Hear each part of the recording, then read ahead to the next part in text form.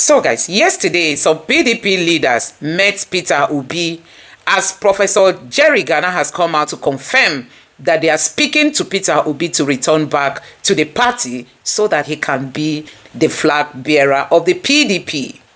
Also, Atiku Abubakar has offered to surrender if only the PDP zones specifically to the southeast. One might wonder if he really means it or is it a strategy.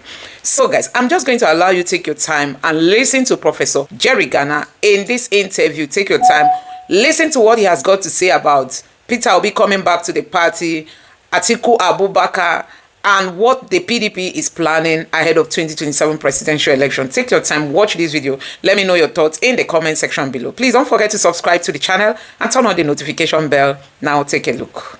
There are reports that PDP is reaching out to Peter Obi. Yes, why not? He was our member.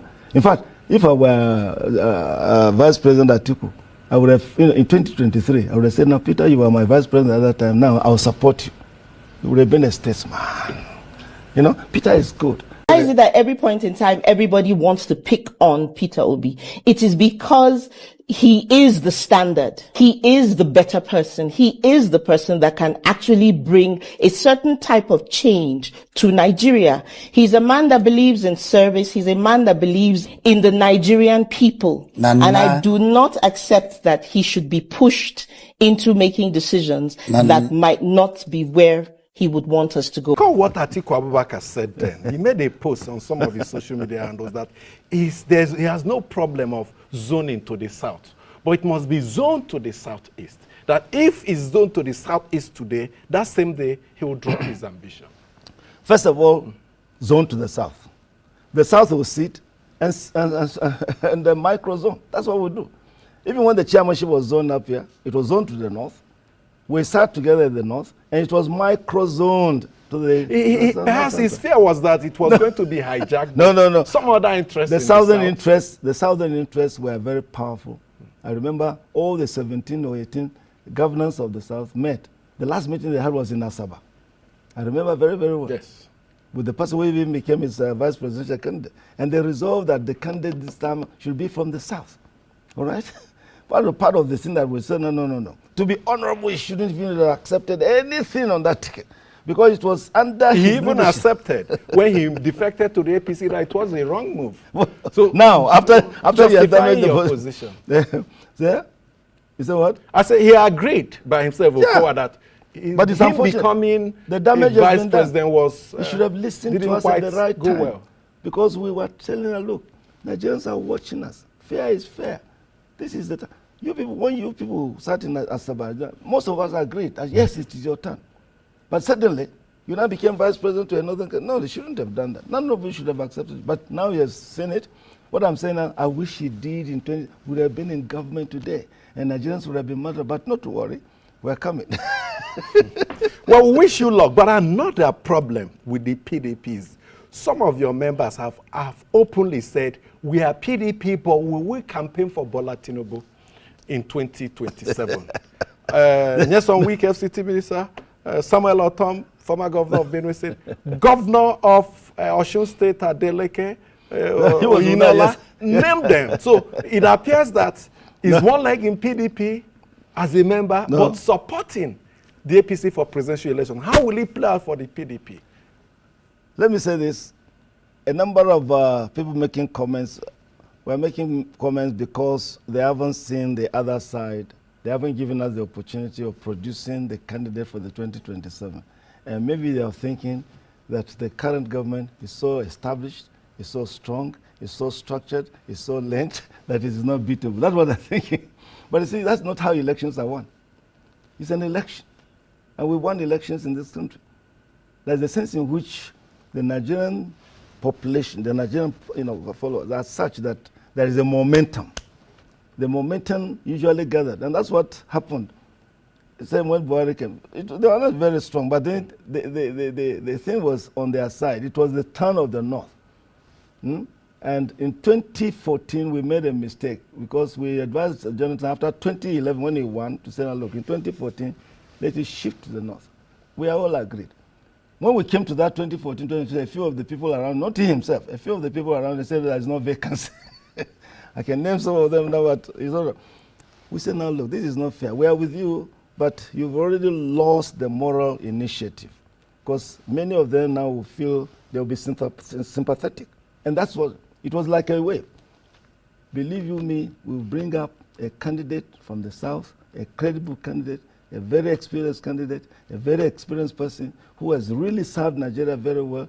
There are so many of them. We've already done our research. When we come up, Perhaps some of the people we are now, some of the people You're talking about the Buhari momentum. Some people is that someone also that have that momentum? Even more powerful. Because Buhari didn't perform. Buhari, it was because of sentiment of integrity of this. He wasn't privileged to really do things that people will remember him for, you know. But people liked him for integrity, for being truthful and being strong and so on. But in terms of really getting things done, you know, he wasn't that for the person we are talking about, and the people we are talking about, because we are looking at 1 or 2 or 3 people, and any of them will be very, very superb. They have done well. There are reports that PDP is reaching out to P2B. Yes, why not? He was our member. In fact, if I were Vice President Atiku, I would have, in 2023, I would have said, now, Peter, you were my vice president at that time. Now, I will support you. You would have been a statesman. You know, Peter is good. There are other good people. What level of contact have you had with P2B, for instance? Not for now, because I'm still, I'm the leader of the delegation. But I've met people, I've met him, and I've met people, you know, that are going to be the people he will refer to. And I've sat with them for hours. And we're moving step by step. What kind we're of moving step by step. But that's not the only person. Them, yeah. That's not the only person. We're also going to other places, but I don't want to announce before we really get there. They gave me an assignment. When I met them initially, they said, look, get your platform. That's why you started. The platform was too noisy. Get it right. And I'm moving. Yesterday, we had a fantastic neck. And I was so happy, because the next thing now is the convention at Ibadan in November. We'll do it very, very well. So I have a very solid platform. I can now go back to these people to say, look, we're set. The platform you are complaining about is now set, is now organized, is now proper, is now ready, is ready to move. And I know many of them will respond. So we're not just looking at one person. We're 1, 2, 3, you know, even more. You know, the South is full of talents. Okay, now let's quickly take a look. The South is full of talents, yes. Agree with me? Yes, of course, there are talents everywhere.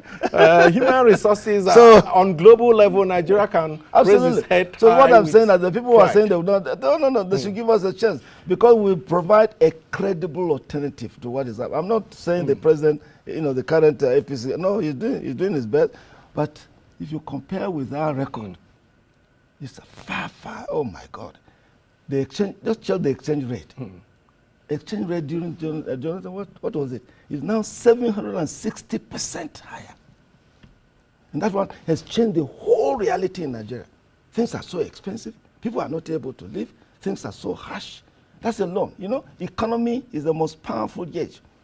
And believe you me, on that one, they will find it very difficult. It's a reality. So the campaign will be based more on the performance issues, of the economy. On issues. Okay, let's take a look at security and economy. Okay, two key issues. From our social media handle, our X feed to be specific, we have at least one conscious one says, I want to specifically appreciate Professor Jerry Gana for initiating the meeting of the founding fathers of PDP. Thank you very much. Thank you very much. However, we expect the party to achieve consensus, to activate rather consensus to the southeast, which in my view remains the most loyal zone to the PDP. So that's where we are coming.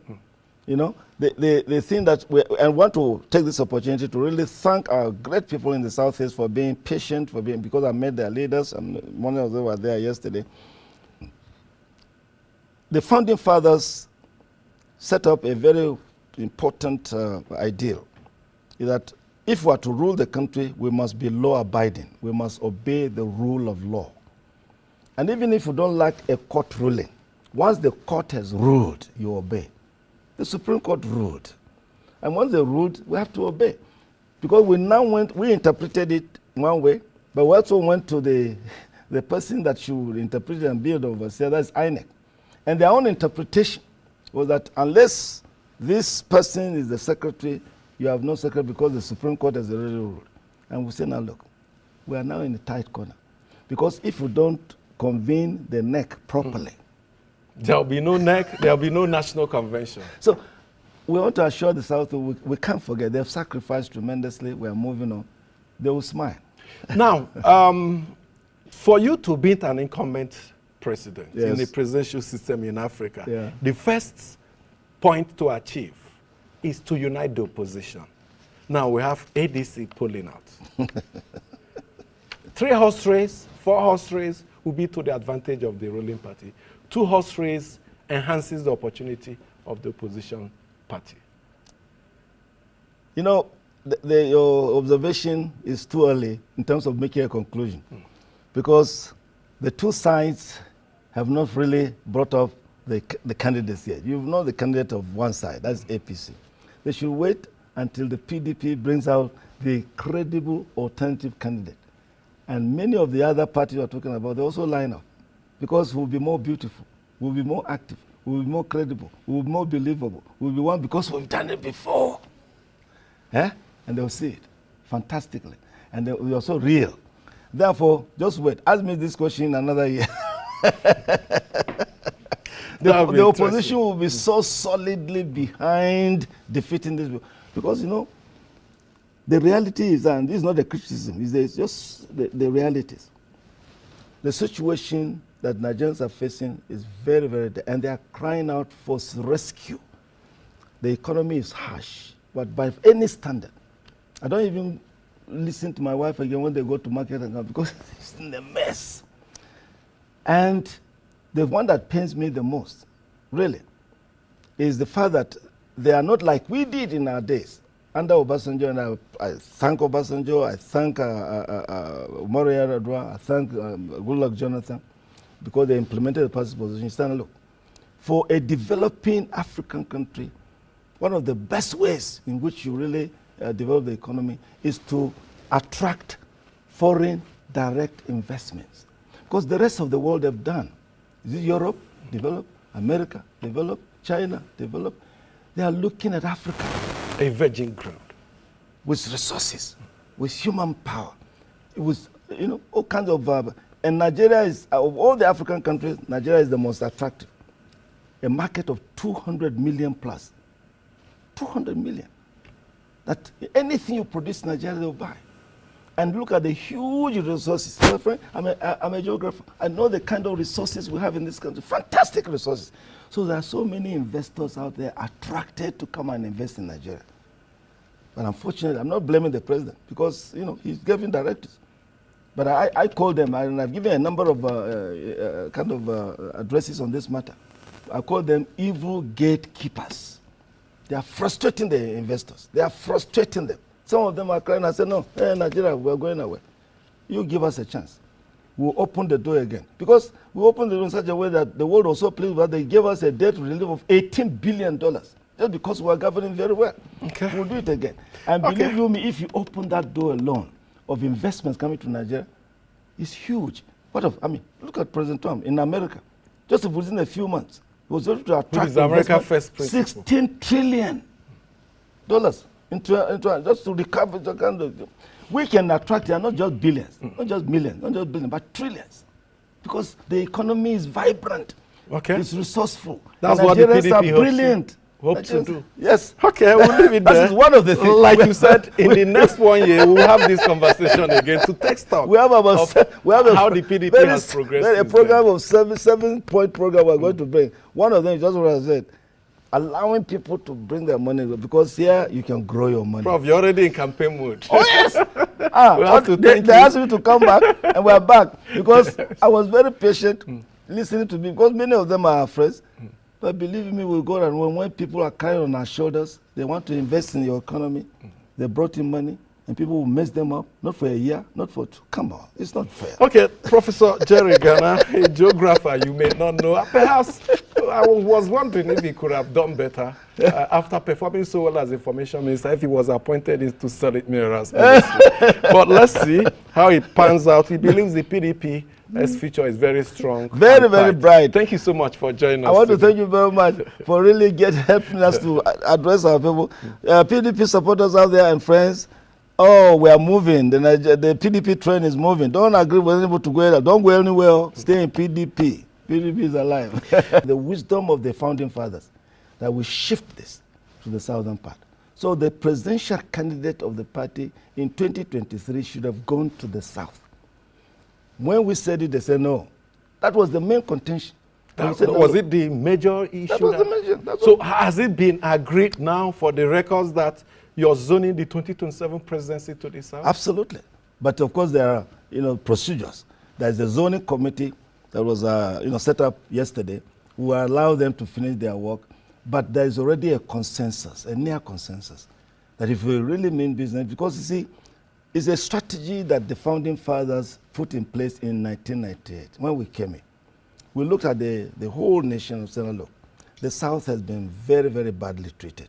And we are brothers because Abiola won election in June 12, 1993, and it was cancelled.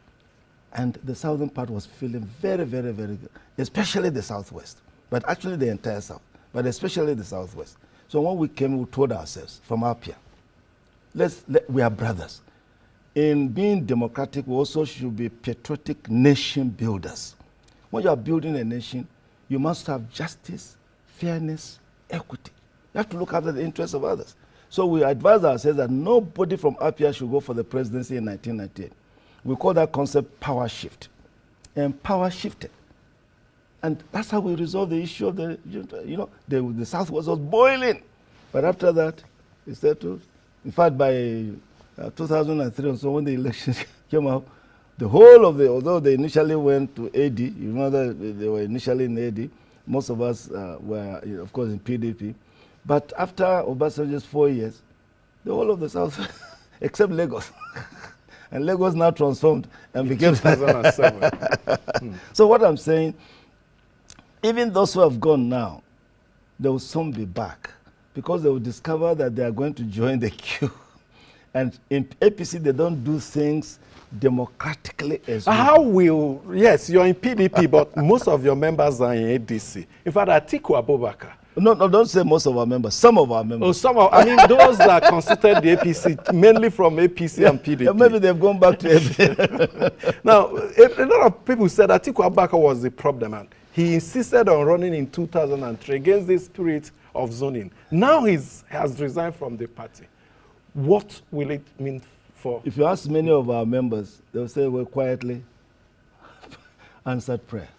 Because really, there's absolutely nothing else we have done to show that we are brothers with Vice President Atiku. He left in 2014 to go and form the APC with other people. He was back to us before to end. He requested for the ticket of the party. 2019. You remember who was our candidate? He was the candidate. He didn't have it. In 2023, we said, now look. No, he was a candidate in 2019. Yeah, that's why we gave him. That's why I said people were so nice to him. And in 2023, we then said, he honored me. I called a meeting in my house, being one of the founding fathers that most of them respect. Because most of the other founding fathers, Dr. Kwame, Chief Solomon La, Elijah Adamochiroma, Elijah Bakarimi, so many have all gone. So many of them still respect because of the voice and the secretary of the founding man. I called him, he came. And I called Governor Wike then in Port Harcourt. And to be fair to both of them, they honored me. They came to my small house. And I requested, I said, look, Nigerians expect the PDP to win this election. Because to be fair, in the 8 years of, well, he's passed on now, we don't want to say, not much was happening. Nigerians were expecting the vibrancy of the PDP. So let's resolve this matter so that we win this election and we'll be in government.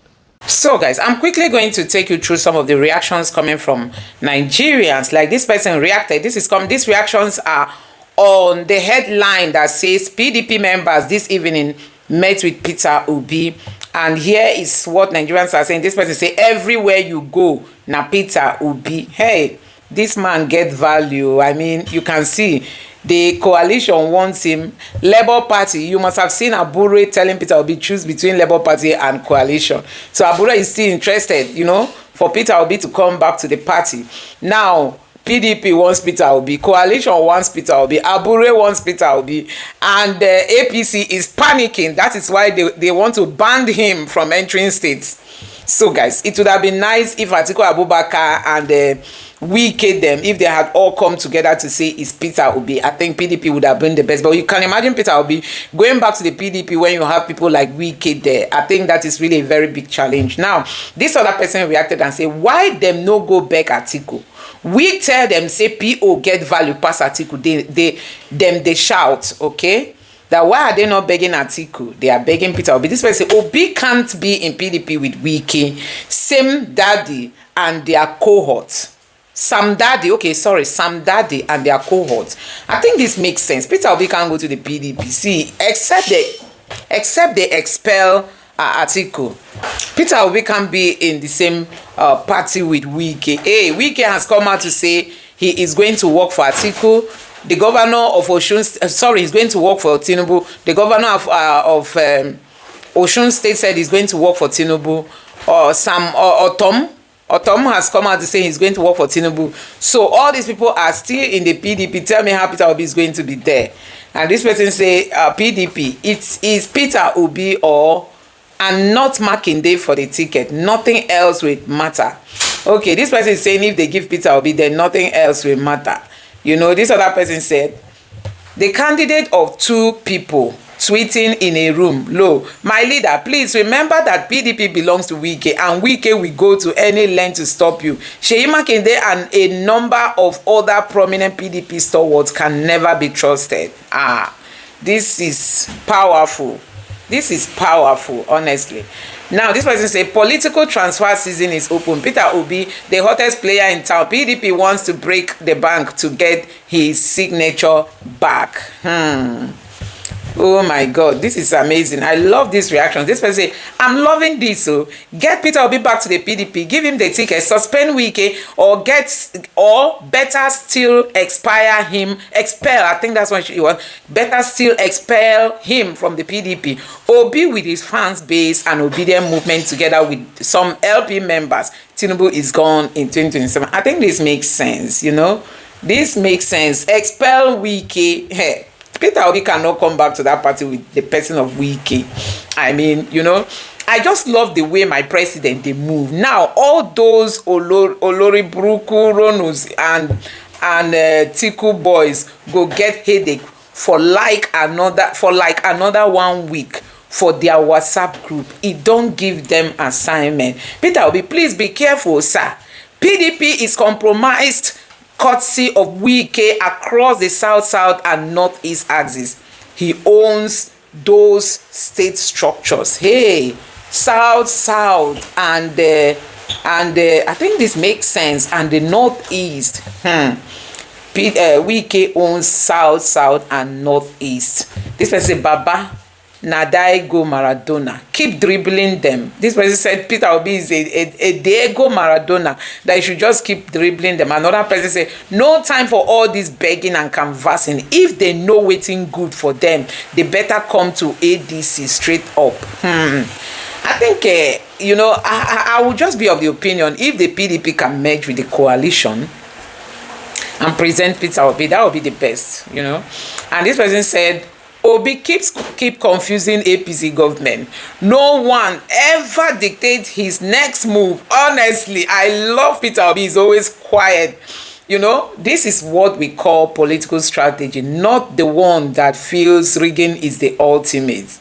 Before PO can get back to PDP, Wike and all his 5 Gs should be expelled and all the current neck be dissolved. They are all working for APC and NPO, the star boy of the Nigerian politics.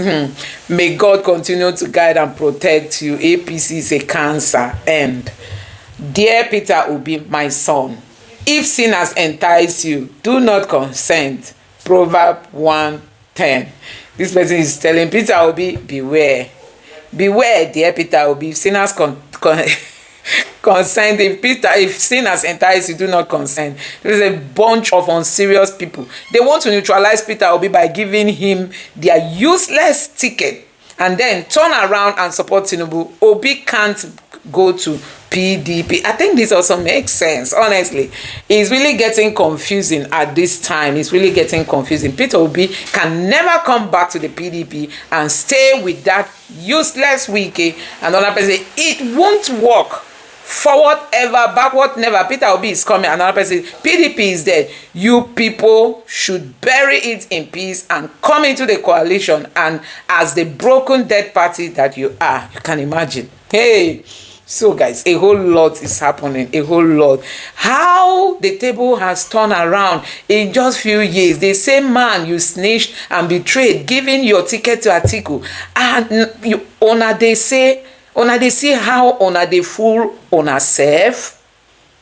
I'm going to stop here, but you've seen the messages coming from Nigerians. People are saying that Peter Obi shouldn't dare go back to PDP with Wike and all the G5 governors, including Makinde, who is also eyeing the ticket. Peter Obi shouldn't. Anyway, let me know your thoughts in the comment section below. Please don't forget to subscribe, turn on the notification bell. Thank you.